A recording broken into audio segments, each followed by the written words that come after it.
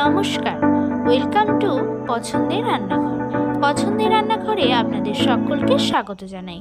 আজকে আমি সিঙ্গারা, পেটিস এবং বিভিন্ন মুখরোচক খাবার তৈরির জন্য আমরা যে পুর ব্যবহার করে থাকি সেই পুরের রেসিপি আপনাদের সঙ্গে শেয়ার করতে চলেছি। তো সবার প্রথমে আমি কড়াইতে দিয়ে দিলাম তেল গরম হয়ে গেলে সেখানে দিয়ে দিচ্ছি আমি পেঁয়াজ কুচি। একটু নাড়াচাড়া করে আমি এখানে দিয়ে দেব গাজর কুচি ও মটরশুঁটি। এই পুরের রেসিপিটি তৈরি করা কিন্তু খুবই সহজ। আর কচুরিতে, সিঙ্গারা, পেটিস এবং আরও বিভিন্ন রকমের যে মুখরোচক বা স্ট্রিট ফুড জাতীয় খাবার আমরা তৈরি করে থাকি পুর দিয়ে, তো সব ক্ষেত্রেই এই পুরটি আপনারা ব্যবহার করতে পারেন। তারপর আমি এখানে দিয়ে দিয়েছি আদা বাটা ও রসুন বাটা। তারপর নাড়াচাড়া করে আমি দিয়ে দিলাম বাঁধাকপি কুচি।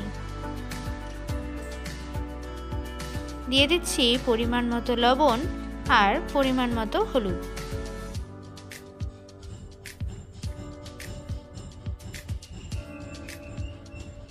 তারপর আমি দিয়ে দিলাম একটি ভাজা মশলা। এই ভাজা মশলার মধ্যে রয়েছে শুকনো লঙ্কা, তেজপাতা, মৌরি, জিরে, ধনে। এই সমস্ত মশলাগুলো আমি হালকা গরম করে ভেজে নিয়েছি, তারপর গুঁড়ো করে দিয়েছি। আর দিয়ে দিয়েছি সামান্য পরিমাণে শুকনো লঙ্কার গুঁড়ো। এবার সব কিছুর সঙ্গে নাড়াচাড়া করে মিশিয়ে নিয়ে বেশ কিছুক্ষণ রান্না করে নিতে হবে।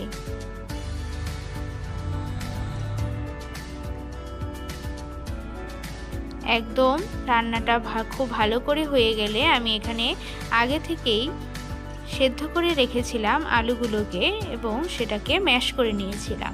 সেগুলো দিয়ে নাড়াচাড়া করে নামিয়ে নিলেই তৈরি হয়ে যাবে আজকের রেসিপি। এই রেসিপি আপনাদের কেমন লাগলো অবশ্যই কমেন্ট করে জানাবেন, আর ভালো লাগলে সাবস্ক্রাইব করে দেবেন।